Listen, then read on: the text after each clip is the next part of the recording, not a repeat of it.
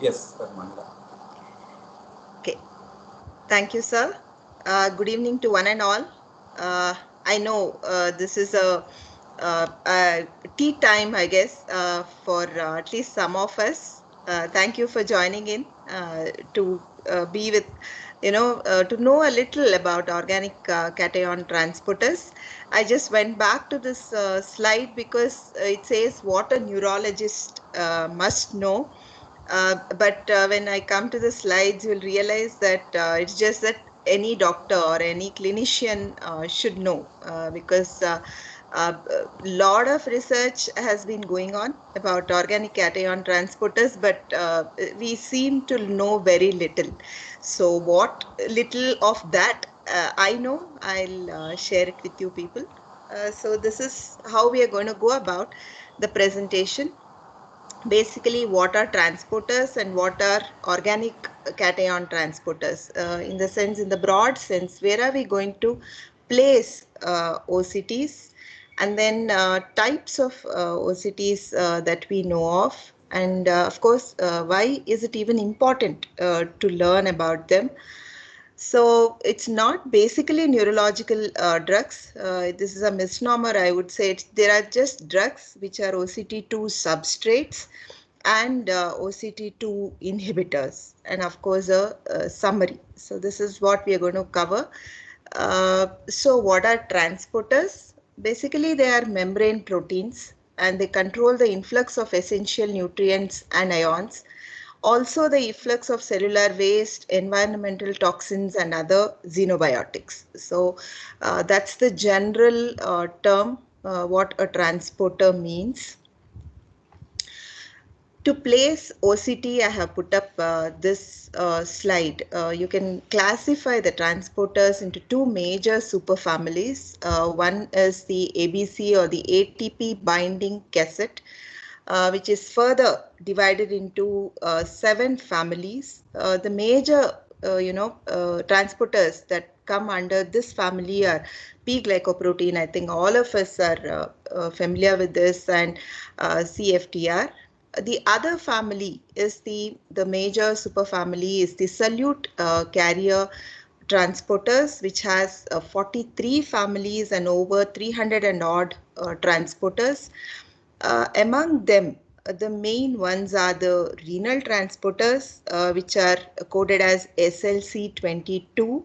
These 43 families are numbered from SLC1 to 43, and among them SLC22 are mainly the renal transporters, but they're also present in the liver and also intestine and brain. Recent advances have shown that they are present in the brain. And so the types of organic cation transporters are OCT1, 2, and 3. As you can see, I have highlighted 2 because that's what we are going to focus on today. So moving on, basically what is so special, or what is organic cation transporter 2? This is a transport protein mainly found in the kidney. Mainly because this is not math, it's biology. Definitely you will find this in a very small quantity in other places, but they are mainly found in the kidney. They are located in the membrane of tubular epithelial cells of the proximal convoluted tubules of the kidney. So what do they do there? They actually transport drugs, cations, from the blood supplying the proximal tubular cells to the inside of the tubular epithelial cell. When we kind of visualize a PCT, there are two parts to the PCT. One is from the blood into the cell, and then from the cell into the urine. If I will project the PCT cell for an example a little while later, that's why you don't see the diagram right now. But OCT2 is the one which transports drugs and cations from the blood supplying from the cell into the tubular epithelial cells, from blood to the cell. So when we are talking about OCT, I just put up what is made. that is multi-drug and toxin extrusion proteins. So these are the ones which transport the cationic drug from inside the cell to the tubular lumen. In other words, basically MATE is the transporter which is responsible for many of the drugs and the other cations to get excreted in the urine.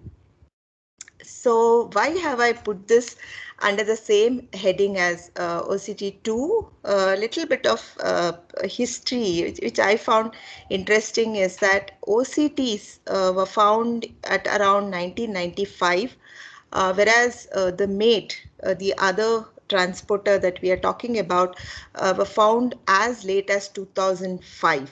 So why is it important? Many of the drug-drug interactions that we had attributed to OCT2, now they have found out that it is either in conjunction with this other transport protein which is MATE, or MATE is the major transporter which is responsible for the drug-drug interaction. So whenever we talk about OCT2 substrates and inhibitors, we need to keep in mind that probably it is one of the major transport protein which is responsible for the drug-drug interaction, but other transporters like MATE and OCT1 are also acting together to bring about these reactions. So why are they important?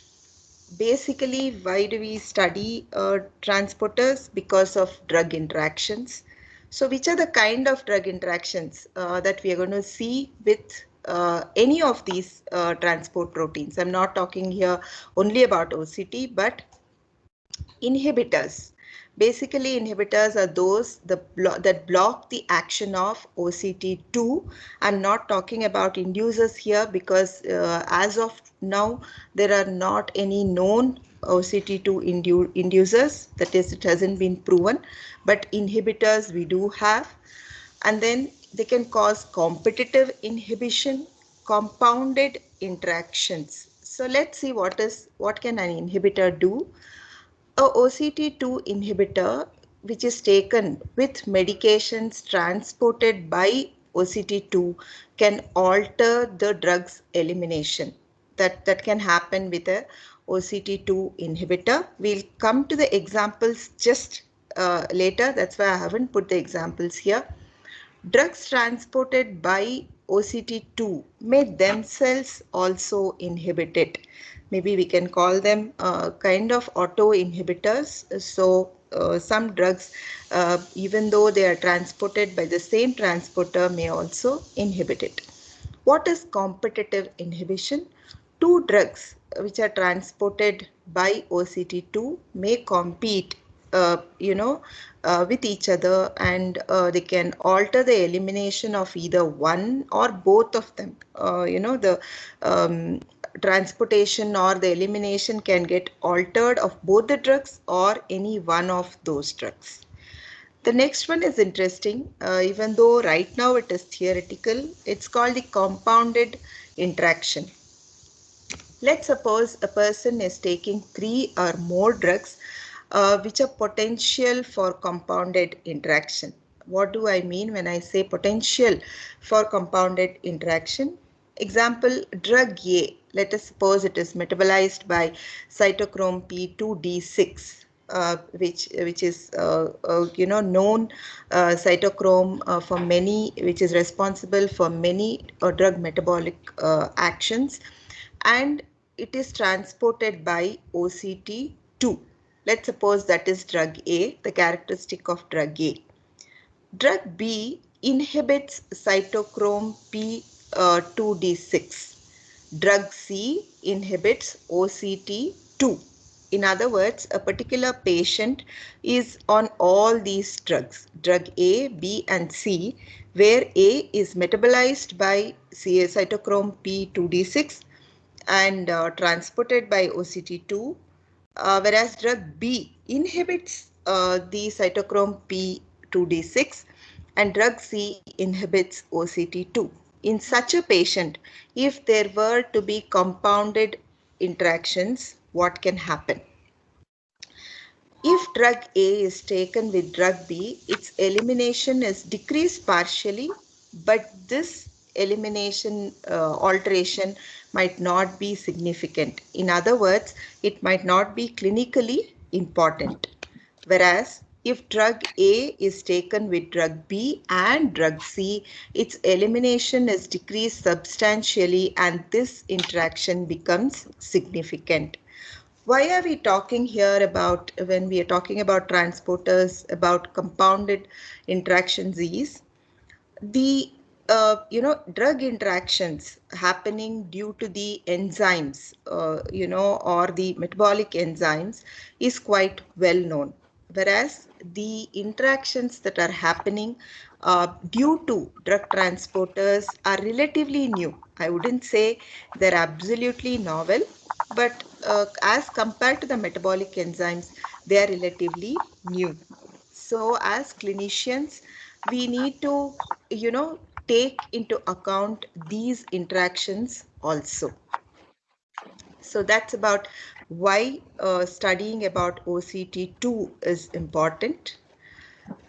The next thing is, of course, pharmacogenomics. It's an upcoming field wherein we are seeing many of the things that were unexplained till now are getting explained due to genetic variations. It could be due to ethnicity, it could be individual variations, right? So OCT2 is basically coded for by a gene called SLC22A2, and they have found that individuals vary in their genetic makeup, and this gene may also vary. They do have found, of course, these are all in animal studies. They do have found. Uh, can I request the participants to mute their mics, please? We are hearing some noise. Thank you. Yeah, so there are genetic variables which produce OCT2 molecules that are less effective. So what happens when there are such molecules? Definitely that is going to affect how an individual eliminates a particular drug, depending on how OCT2 was involved in the transport of that particular drug. So let's move on to some examples. In other words, let's see some drugs here. So these are the substrates of OCT2. I know this is quite a long list of drugs, but these have been found to be the major substrates of OCT2. So what do I mean when I say these are drugs which are substrates is that, as we covered earlier, OCT2 is present in the proximal convoluted tubule, right? So if being substrates of OCT2, these drugs, whenever they reach the PCT cells, they are taken up by the OCT and they are pushed into the proximal tubular cells. So that's what a substrate means. Among this, very important ones are basically metformin, which has been studied quite extensively. They have studied, the varied responses to metformin in people. Is it due to these transporters? They have they have even studied about the lactic acidosis, which happens with not so much in metformin, but a lot with fenformin. Is it due to these transporters and so on? So a lot of studies have been done with metformin. Even oxaliplatin, for that matter, has been studied. The other two are even cimetidine and creatinine. And cimetidine becomes important here because along with being substrate, it can also inhibit OCT2. So we'll know the importance of this a little later in detail. This is a long list of inhibitors of OCT2. I would say right now what is studied is dolutegravir here in I hope all of you can see the pointer. The dolutegravir is basically a antiretroviral drug, and this is said to quite strongly or potent. It's a potent inhibitor of OCT2, and the other drug which has been studied is imatinib. So we'll see what are the clinical implications of at least these two inhibitors in further slides. So let's talk about the substrates and clinical application. As I said, metformin is quite extensively studied, and OCT2 along with MATE is said to be responsible for its elimination. So cimetidine, as I pointed out earlier, is both an inhibitor and also a substrate. It extensively decreases the elimination of metformin. So this has led to increased levels of metformin in the body. Why that becomes clinically important is that increased levels of metformin can cause two things.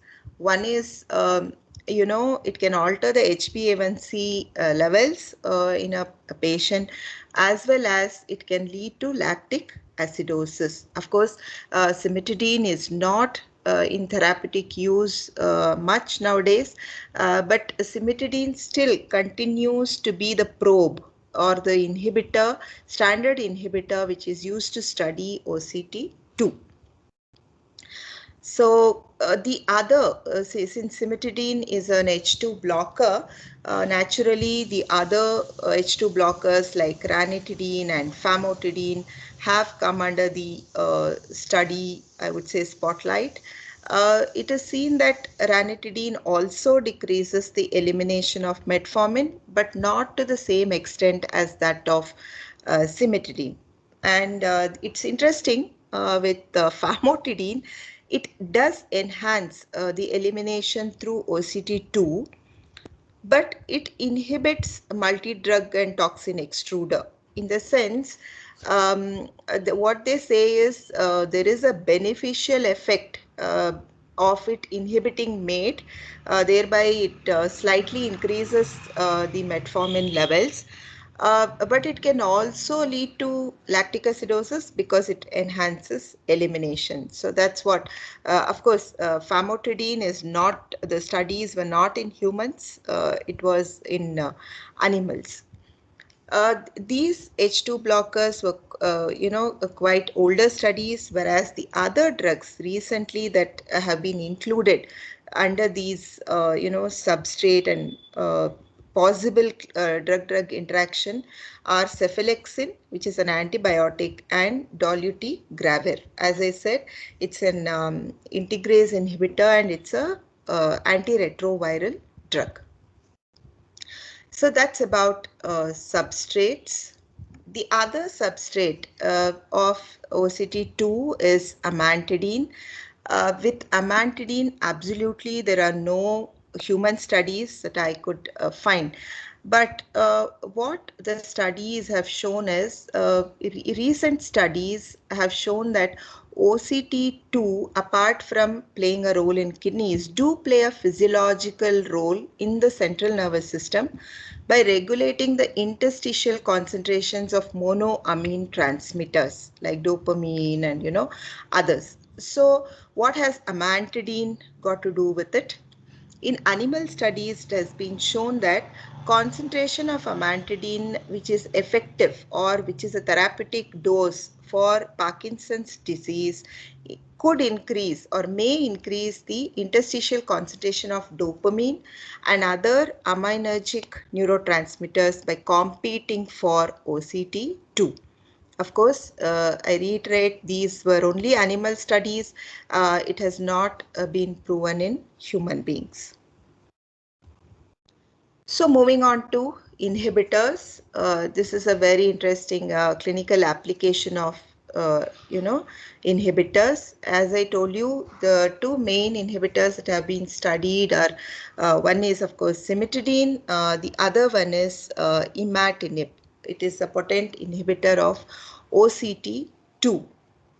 Till now we were talking about metformin, the inhibition of, competition with OCT2 leads to lactic acidosis. So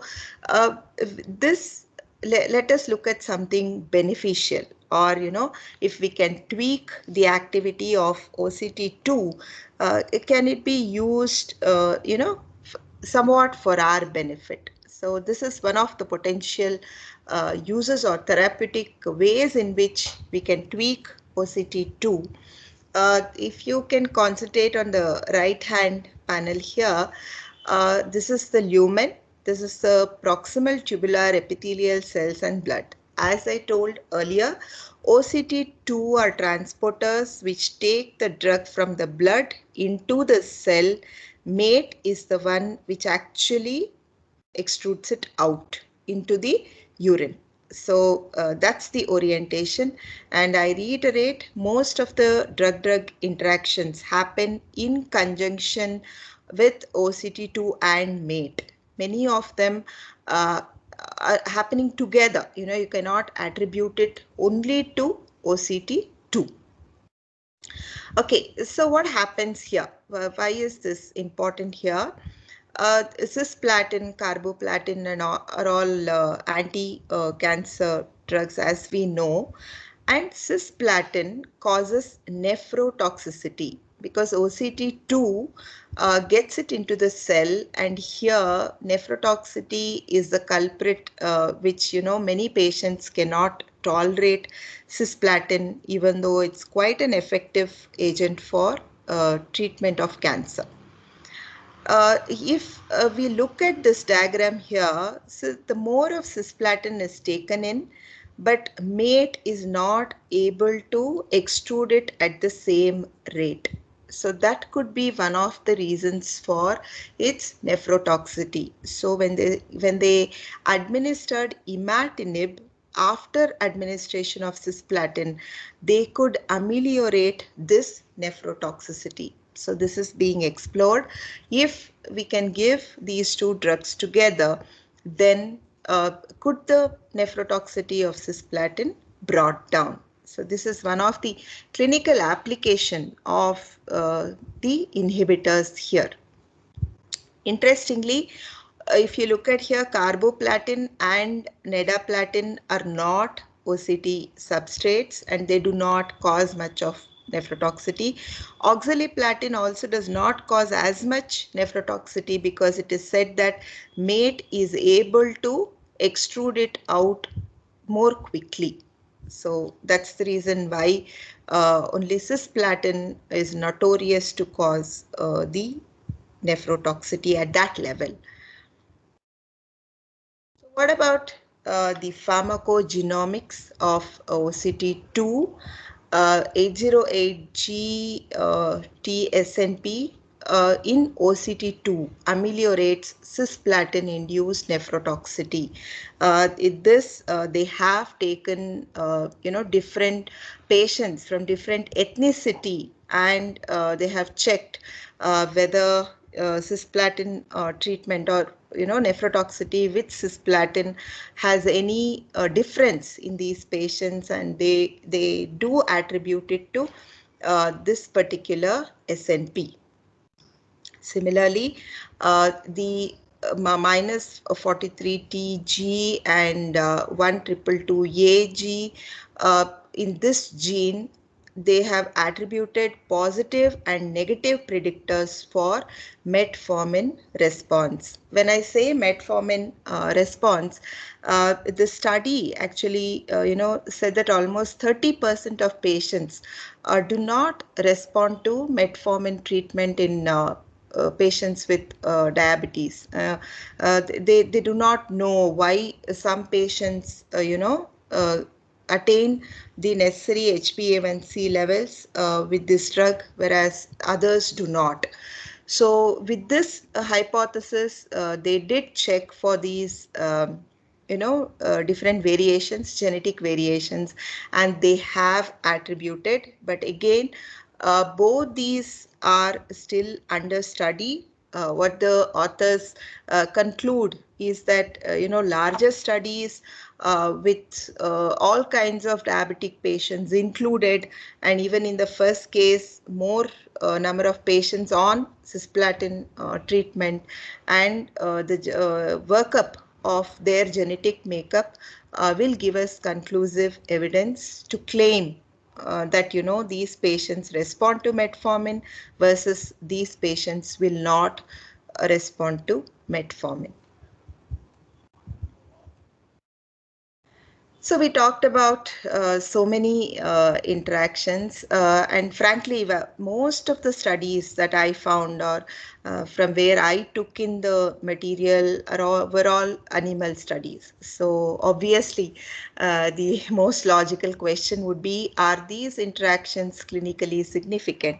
I think all the clinicians must be wondering there, pharmacologists are fond of transporters and always fond of drug-drug interactions. So how significant or how much of this can be applied to your patients when you are giving a particular drug? It depends on all these factors. The clinical outcome of these interactions depend on pharmacological properties of the drug.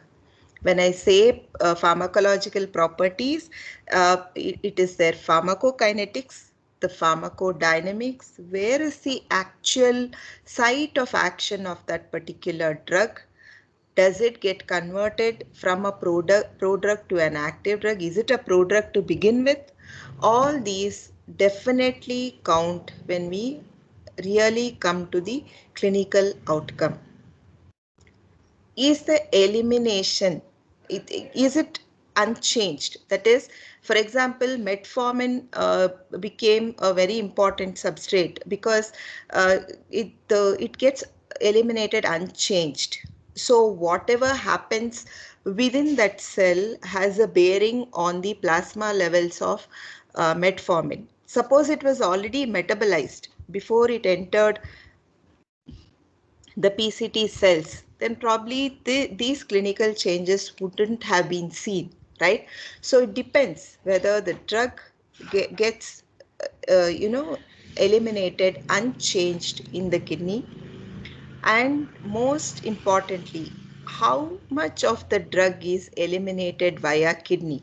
As we all know, even the drugs that are majorly eliminated by kidney do have other sources of elimination.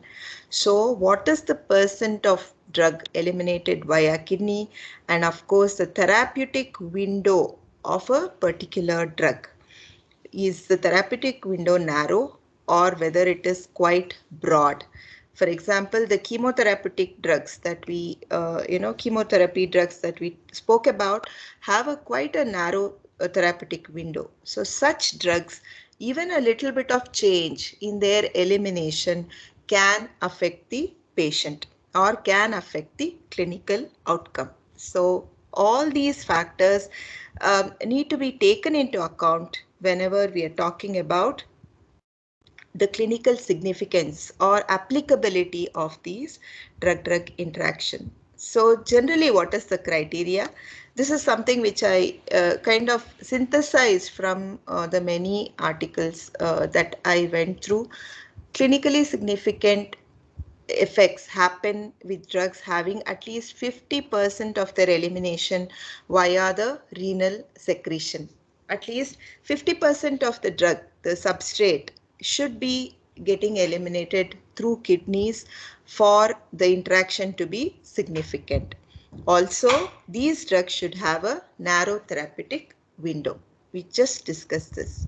So even though we find many articles on almost most of the cationic drugs are said to be substrates of OCT2, and still we don't see that much of clinical interactions. This is the reason. What about regulatory? Of late, this OCT2 transporters have come into, limelight, and FDA does have, cutoff levels where a new drug or a new drug entity has to be tested, whether it is a substrate or an inhibitor of OCT2. Particularly for those drugs which with high renal elimination and also which are likely to be co-administered with OCT2 substrates such as metformin. So this is what the regulatory changes have happened. They have given a cutoff of the parameters that need to be looked for to conclude whether it is a inhibitor or not, all the pharmacokinetic parameters, and they expect the new drug entity to be tested along with these standard substrates to see how much of the parameters or the pharmacokinetic aspects of metformin is altered because of the new drug entity, and then you can proceed with the further studies. So basically, what are the take-home messages? Transporters are an important site for potential drug-drug interactions. Studies are ongoing to determine if genetic variations of the genes that code for these have any clinical significance.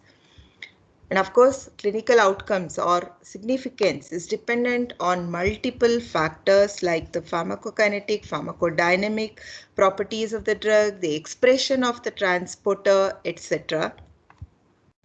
They also, that is the transporter as such, they also have a role in drug development. So I would like to stop here now. Any questions or clarifications?